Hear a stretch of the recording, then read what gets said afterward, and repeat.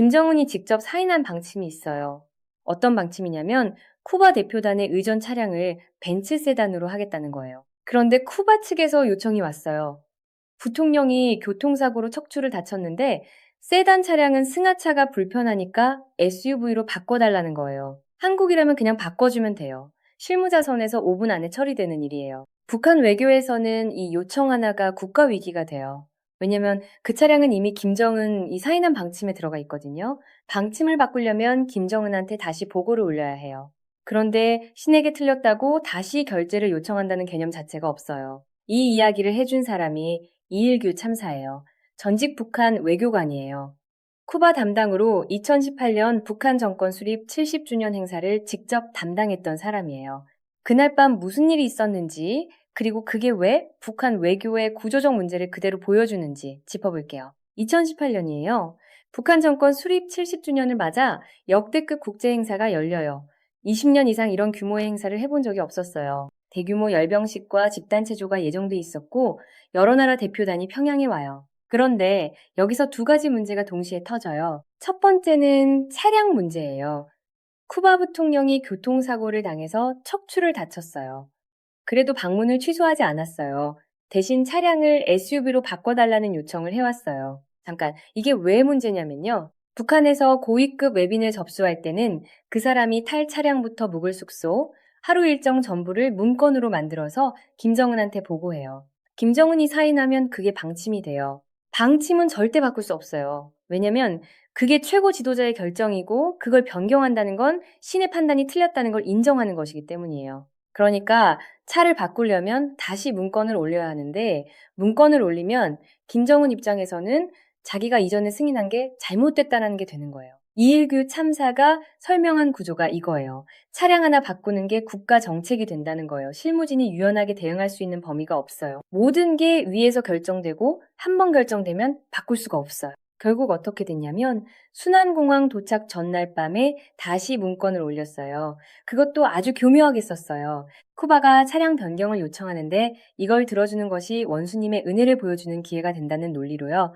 새벽에 방침이 떨어졌어요. 공항에는 랜드크루저, 새 차가 대기했고 거기에 쿠바 굵기 달린 깃발까지 새로 만들어 달아놨어요. 새벽 6시까지 잠 한숨도 못 자고 쿠바 부통령이 공항에 내렸을 때 반응이 어땠냐면 그냥 땡큐였어요. 고마워 이 한마디. 그쪽에서는 그냥 당연한 걸 해줬다고 생각한 거예요. 두 번째 문제는 모리탄이에요. 그 행사에 온 국가 원수급은 사실상 모리타니 대통령 한 명이었어요. 중국은 전인 때 위원장이 왔고 쿠바는 부통령이었는데 모리타니는 대통령이 직접 왔어요. 그런데 기념 촬영 배치에서 문제가 터져요. 김정은 옆에 중국 인사를 세우고 쿠바 부통령을 세우고 모리타니 대통령을 맨 끝에 배치한 거예요. 모리타니 대통령은 국가 원수로 왔어요. 자기 나라에서는 최고 지위예요. 그런데 열병식 현장에서 자기가 중국과 쿠바 뒤로 밀려났어요. 그 사람 표정이 영상으로 남아있어요. 이일규 참사 표현이 울그락불그락이었어요. 결국 모리타니 대통령은 열병식 끝나자마자 조기 귀국하겠다고 통보해요. 집단체조도 이후 행사도 다 빠지겠다고요. 김정은한테 보고가 늦어졌어요. 왜냐면 김정은이 중국, 쿠바 대표단 접견으로 정신이 없었거든요. 보고가 올라갔을 때 김정은의 반응이 뭐였냐면 보내라 이거예요. 잡지도 않아요. 대신 김용남 당시 최고인민회의 상임위원장을 공항에 보내서 잘 배웅하라는 지시가 내려왔어요. 김용남은 그때 89살이었어요. 새벽에 공항에 나가서 비행기가 뜰 때까지 기다렸어요. 그런데 비행기가 못 떠요. 중국 영공통과 승인이 안 나온 거예요. 새벽에 갑자기 예정이 없던 비행기가 떠야 하니까 중국이 용공 허가를 내주는데 3, 4시간이 걸렸어요. 89살 된 김용남이 새벽에 공항 상임장에서 그 시간 동안 서 있었어요. 모리타니 대통령이 비행기 안에 앉아 있다가 수행 비서를 내려보내서 우리가 다 준비됐으니 들어가도 된다고 전했어요. 그래도 김용남은 비행기가 실제로 뜨는 걸 눈으로 볼 때까지 그 자리를 지켰어요. 그 장면을 보고 모리타니 대통령이 조금 풀렸다고 해요. 감동을 받은 거예요. 그 뒤에 이일교 참사가 짚은 부분이 있어요. 2006년 1차 핵실험 이후 북한 외교관들이 처음에 가진 감정이 자긍심이었어요. 이렇게 못 먹고 살면서도 핵을 만들었다는 자부심. 근데 그게 시작이었어요. 4차, 5차, 6차 핵실험 이후에는 전 세계적으로 북한 외교관 추방과 대사관 폐쇄가 이어졌어요. 멕시코, 페루, 브라질, 스페인, 이탈리아, 2.19 참사가 담당했던 지역들이 줄줄이 북한 외교관을 내쫓기 시작했어요. 임명이 다 됐고 가족까지 출발 준비를 마친 외교관이 있어요. 그런데 현지에서 비자를 안 줘요. 이유도 안 알려줘요. 핵실험 때문이라는 건 다 알지만 외교 관례상 왜 안 주냐고 따질 수도 없어요. 그 사람들이 농담으로 했다는 말이 있어요. 아침에 노동신문에 미사일 발사 기사가 크게 나오면 너 못 가겠다 이런 농담. 받아치는 사람 입장에서 얼마나 스트레스였겠냐고요. 그 구조가 뭐냐면 김정은은 핵과 미사일을 쏘고 그 결과를 외교관들이 현장에서 혼자 감당해야 하는 구조예요. 2.19 참사가 이런 말을 했어요. 북한 외교관을 가장 힘들게 만드는 게 바로 자신의 조국이라는 거예요. 이 이야기가 왜 중요하냐면 이게 단순히 차량 하나, 자리 배치 하나의 문제가 아니기 때문이에요. 모든 결정이 최고 지도자 한 명한테 집중돼 있는 체제에서 실무 외교가 어떻게 작동하는지를 그대로 보여줘요. 차량을 바꾼다는 게 왜 그렇게 복잡하냐면은 실무자가 현장 판단으로 결정을 내릴 수 있는 권한이 없기 때문이에요. 뭔가를 결정하려면 문건을 올려야 하고 문건이 올라가면 그게 국가 정책이 돼요. 국가 정책이 바뀌려면 또 위에서 방침이 내려와야 하고 그 사이에 실무자는 아무것도 할 수 없어요. 기다리거나 안 된다고 하거나 둘 중 하나예요. 한국이나 국제사회에서 외교 실무를 하는 사람들이 봤을 때 이게 왜 당혹스럽냐면 이런 요청은 그냥 현장에서 바로 처리하는 게 상식이거든요. 그런데 북한 외무성 담당자는 그게 안 돼요. 모리타니 대통령 문제도 마찬가지예요. 행사 배치에서 국가 원수를 어디에 세울지는 의전의 기본이에요. 어떤 기준으로 배치할지는 사전에 조율이 돼 있어야 해요. 근데 김정은이 중국하고 쿠바에 집중하다 보니까 국가 원수로 온 모리타니 대통령이 배치 우선순위에서 밀렸어요. 그 사람이 삐친 게 이해가 가는 게 자기 나라에선 제일 높은 사람이 타국 행사에서 구석으로 밀린 거니까요. 이걸 미리 조율하거나 현장에서 조정하거나 어떤 방식으로든 수습하는 게 외교 실무인데 북한 체제에서는 그 모든 것이 방침이 되어 있어서 유연하게 대응할 수가 없어요. 결국 국가 원수가 조기 귀국하는 상황이 벌어졌고 그걸 막지도 못했고 잡아두지도 못했어요. 이게 외교 결례예요. 외교에서 결례는 외교 관계의 틈을 만들어요. 2.19 참사가 탈북한 이유가 있어요. 핵실험 이후 자신이 담당하던 나라들이 잇따라 북한 외교관을 추방하기 시작했어요. 그 과정을 현장에서 감당하면서 느낀 것들이 있었을 거예요. 북한 외교관들이 현장에서 아무리 잘해도 평양에서 핵 버튼 하나를 누르면 그게 다 무너져요. 외교관이 10년 쌓은 관계가 미사일 한 발에 날아가요. 그런데 그걸 막을 방법이 없어요.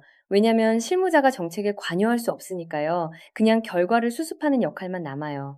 그게 2.19 참사가 마지막에 한 말로 이어져요. 북한 외교관을 가장 힘들게 만드는 거는 자신의 조국이다. 이걸 북한 체제 바깥에서 보면 구조의 문제예요. 중앙 집권이 너무 강해서 현장이 아무것도 못하는 구조. 유연성이 없으면 위기 대응이 안 돼요. 외교는 유연성이 핵심인데 북한 외교에는 유연성이 없어요. 이 이야기를 더 많이 알리고 싶다면 구독과 좋아요를 눌러주세요. 이 채널에서 계속 이어가겠습니다. 이 구조적 문제가 어디서 드러나느냐면 가장 잘 드러나는 곳이 외교 현장이에요. 평양 안에서 볼 때는 모든 것이 정상처럼 보여요. 지도자가 결정하고 방침이 내려오고 그대로 집행되는 체계. 깔끔해 보여요. 효율적인 것 같기도 해요. 그런데 그 시스템이 외부 세계와 만나는 순간 문제가 드러나요. 외부 세계는 계속 변해요. 상대방의 상황이 바뀌고 요청이 달라지고 예상 못한 일이 생겨요. 외교에서는 그걸 현장에서 빠르게 판단하고 대응하는 능력이 필요해요. 차를 바꿔달라는 요청 하나를 처리하는데 하루가 걸리는 체계, 국가 원수가 삐진 상황에서 아무것도 할 수 없는 실무자들. 그게 북한 외교의 현실이에요. 그러면서 2.19 참사가 강조한 게 또 하나 있어요. 북한 외교관들은 누구보다 상황을 잘 알고 있다는 거예요. 해외에서 오래 근무한 외교관들은 북한이 이상한 방향으로 가고 있다는 걸 알아요. 국제 제재가 어떻게 작동하는지, 한국이 어떻게 발전했는지, 북한 주민들이 어떤 상황에 있는지를 알아요. 그런데도 그 자리에 있는 이유가 뭐냐면 선택지가 없기 때문이에요. 그 체제 안에서 태어나고 그 체제가 부여한 직책으로 살아온 사람들이에요. 탈북은 자신과 가족 전체에 대한 위험을 감수해야 하는 결정이에요. 그러니까 알면서도 할 수 없이 그 자리에 있는 사람들이 북한 외교관들이라는 이야기예요. 2.19 참사가 탈북한 이후에 동료들을 생각할 때가 많다고 했어요. 자기가 알고 있는 얼굴들이 아직 그 체제 안에 있어요. 그 사람들도 알 것 다 알면서 어쩔 수 없이 그 자리에 있는 거예요. 여기서 한 가지만 짚을게요. 우리가 북한이라는 국가를 이야기할 때 보통 두 가지 시선이 있어요. 하나는 위협적인 핵보유 국가로 보는 시선이고, 하나는 주민들이 고통받는 나라로 보는 시선이에요. 근데 2.19 참사 같은 증언들을 보면 그 두 시선 사이에 있는 사람들이 보여요. 엘리트 계층이고 체제의 수혜를 받은 사람들이면서도 그 체제가 얼마나 경직되어 있는지를 현장에서 실감하는 사람들. 차량 하나를 바꾸는데 밤을 새야 하는 나라. 외교관이 현장에서 아무것도 결정할 수 없는 나라. 그게 북한이에요. 그리고 이 구조는 단순히 외교 분야에만 적용되는 게 아니에요. 경제, 군사, 사회 모든 분야에서 같은 구조가 작동해요. 최고 지도자 한 명의 결정이 모든 걸 규정하고 아래는 그 결정을 실행하는 역할만 해요. 이 체계가 왜 지속 가능하지 않은지는 이 에피소드 하나만 봐도 충분히 알 수 있어요. 이 이야기를 더 많이 알리고 싶다면 구독과 좋아요를 눌러주세요. 이 채널에서 계속 이어가겠습니다. 이 이야기를 다른 각도에서 한 번 더 볼게요. 2018년 행사에서 북한이 가장 신경 쓴 국가가 중국과 쿠바였어요. 이유가 있어요. 중국은 북한 경제의 생명선이에요. 무역의 대부분이 중국을 통해서 이루어지고 핵실험 이후 국제 제재가 강화됐을 때도 중국과의 관계가 버텨준 게 있어요. 그러니까 중국은 최우선이에요. 쿠바는 이데올로기적 동반자예요. 냉전 시대부터 이어진 관계이고 미국에 맞서는 같은 진영이라는 연대감이 있어요. 그러니까 김정은한테 쿠바는 그냥 외교 대상이 아니라 우리 편이라는 의미를 가진 나라예요. 문제는 이 두 나라에 집중하다가 모리타니를 흘렸다는 거예요. 모리타니는 아프리카 북서부 끝에 있는 나라예요. 한국에서는 이름도 생소하죠. 북한하고는 1970년대부터 나름의 관계가 있었던 나라예요. 김일성이 직접 방문한 몇 안 되는 아프리카 국가 중 하나예요. 그런 나라의 대통령이 국가 원수 자격으로 왔는데 자리 배치에서 밀렸어요. 그 반응이 표정에 다 나왔어요. 2.19 참사가 이런 맥락도 설명해줬어요. 북한에서 1990년에 공화국 창건 40주년 행사가 있었을 때도 비슷한 일이 있었어요. 중국에서 양상군 주석이 왔고 소련에서 군총 참모장이 왔어요. 아프리카에서는 대통령들이 왔어요. 그런데 사진 배치에서 아프리카 대통령들이 구석에 세워졌어요. 그 사람들이 화를 냈어요. 북한 외교에서 이 패턴이 반복된다는 거예요. 중요한 나라는 제대로 챙기는데 그보다 비중이 작다고 판단한 나라는 소홀히 다루는 경향. 그 소홀함이 외교 마찰을 일으켜요. 작은 나라일수록 자존심이 더 강한 경우가 있어요. 국력이 약하니까 외교 현장에서 예우를 제대로 받는지에 더 민감해요. 그 민감함을 북한이 계속 무시해온 거예요. 실용적으로 보면 이게 얼마나 비효율적인가 하는 거예요. 차량 하나를 바꾸지 못해서 밤을 새고 배치 순서를 잘못 정해서 국가 원수가 조기 귀국하는 나라. 그 모든 것이 최고 지도자 한 명에게 결정 권한이 집중되어 있기 때문에 생기는 일이에요. 이일규 참사가 책을 썼어요. 북한 외무성에서 실제로 어떻게 일이 이루어지는지를 담은 책이에요. 그 책에 이런 이야기들이 담겨 있어요. 중요한 건 이게 단순히 재밌는 에피소드가 아니라는 거예요. 이건 북한이라는 체제가 어떻게 작동하는지를 보여주는 단면이에요. 외교에서 드러난 그 경직성이 북한 경제와 사회 전체에서도 같은 방식으로 작동하고 있다는 거예요. 차를 바꿔달라는 요청 하나를 처리하는데 온 나라가 긴장하는 체제가 21세기 국제사회에서 어떻게 작동할 수 있는지 그 질문이 이 에피소드 전체를 관통해요. 이 이야기를 더 많이 알리고 싶다면 구독과 좋아요를 눌러주세요. 이 채널에서 계속 이어가겠습니다. 마지막으로 이일교 참사가 한 말 중에서 가장 인상적인 부분을 짚을게요. 탈북하고 나서 김정은이 해외 대사들과 외무성 차관들과 찍은 사진을 봤대요. 거기 있는 얼굴들을 다 알고 있어요. 같이 일했던 동료들이에요. 그 사진을 보면서 든 생각이 두 가지였어요. 하나는 동료들에 대한 안타까움이에요. 그 사람들도 알 것 다 알면서 거기 있다는 걸 아니까요. 북한이 정상적인 방향으로 가지 않는다는 걸, 국제사회에서 어떤 상황에 처해 있는지를 외교관이라면 누구보다 잘 알아요. 그걸 알면서도 선택지가 없어서 거기 있는 사람들이에요. 다른 하나는 내가 탈북하지 않았다면 나는 지금 저 안에 있었겠구나라는 생각이에요. 이게 복잡한 감정이에요. 안도감인지 미안함인지 슬픔인지 구분이 안 되는 감정이요. 북한에서 외교관이 된다는 건 엘리트 중에서도 엘리트예요. 출신 성분을 따지고 신체 검사를 통과하고 언어를 배우고 비밀을 지킬 수 있는 신뢰를 검증받은 사람만 그 자리에 있어요. 그 엘리트들이 외교 현장에서 실무를 하면서 체제의 한계를 가장 직접적으로 경험해요. 그리고 그걸 알면서도 말할 수가 없어요. 그 사람들 일부가 탈북을 선택해요. 2.19 참사처럼요. 그리고 탈북하고 나서 이런 이야기를 세상에 알려요. 그 이야기들이 왜 중요하냐면 북한이라는 체제가 내부에서 어떻게 작동하는지를 가장 잘 아는 사람들이 하는 이야기이기 때문이에요. 외부에서 관찰하거나 분석하는 것과는 다른 층이에요. 차를 바꿔달라는 요청에서 시작한 이야기가 여기까지 왔어요. 사실 그게 이 에피소드의 핵심이에요. 작은 것 하나에서 큰 구조가 보인다는 것. 이 이야기를 더 많이 알리고 싶다면 구독과 좋아요를 눌러주세요. 이 채널에서 계속 이어가겠습니다. 이 일규 참사의 또 다른 에피소드가 있어요. 아랍에미리트 대사관 개설 이야기예요. 2016년이에요. 북한이 아랍에미리트의 대사관을 개설하기로 했어요.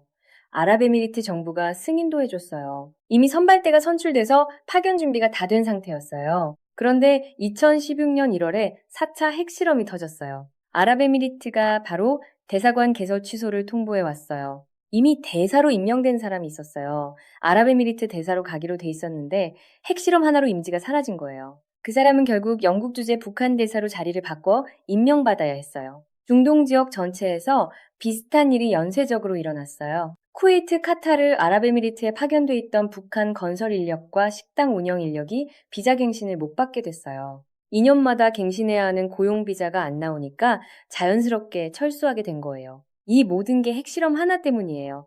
외교관 개인의 노력과는 전혀 상관없이 평양에서의 결정 하나가 모든 걸 무너뜨려요. 이일규 참사가 그 기간에 얼마나 힘들었는지를 이야기하면서 한 말이 있어요. 북한 외교관들 사이에서 핵실험을 좋게 볼 수 없었다는 것. 처음에는 자긍심이었는데 반복될수록 자신들의 일이 무너지는 걸 직접 경험하면서 감정이 달라졌다는 거예요. 물론 그걸 소리내어 말할 수는 없어요. 그냥 속으로 알고 있을 뿐이에요. 이게 북한 체제의 또 다른 단면이에요. 정책 결정자들은 현장의 결과를 직접 경험하지 않아요. 그 결과를 경험하는 건 현장에 있는 사람들이에요. 그런데 현장에 있는 사람들은 정책에 영향을 미칠 수 없어요. 이 순환이 닫혀 있는 거예요. 피드백 루프가 없어요. 정상적인 조직이라면 현장의 경험이 정책에 반영돼요.